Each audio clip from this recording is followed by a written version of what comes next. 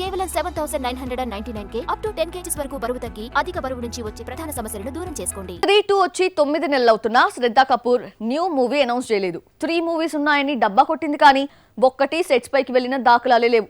మోహిత్ సూరి ఛీ అంటే, ఏక్తా కపూర్ పొమ్మంటే ఇప్పుడు ఆ సంస్థ దగ్గరకు మేడం చేరిందా? ఆ ఫిల్మ్ మేకర్స్ తో కలిసి వర్క్ చేయబోతోందా? 3-2 సక్సెస్ తో శ్రద్ధా కపూర్ కెరియర్ ఎక్కడికో వెళ్లిపోతుందని భావించారు film critics. Next top heroine Saaho బ్యూటీని అంటూ ఎస్టిమేషన్స్ వేశారు. కట్ చేస్తే మేడం మాత్రం కొత్త సినిమా అనౌన్స్ చేయకుండా మీనమేషాలు లెక్కిస్తోంది.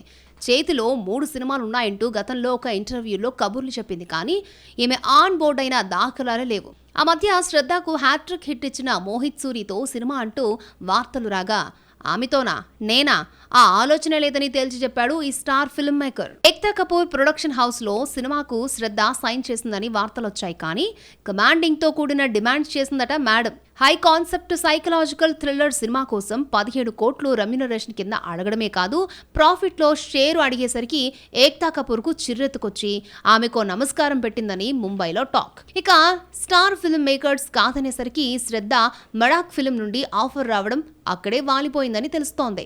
చావాతో ప్రూవ్ చేసుకున్న లక్ష్మణ్ ఉతేకర్ తో మడాక్ నిర్మాత దినేష్ విజన్ ఓ మూవీని ప్లాన్ చేస్తున్నాడట. పాపులర్ మరాఠా నోవెల్ ఆధారంగా సినిమా ఉండబోతుందని టాక్. ఇందులో పవర్ఫుల్ ఫీమేల్ క్యారెక్టర్ కోసం శ్రద్ధను పిలిచాడట ప్రొడ్యూసర్.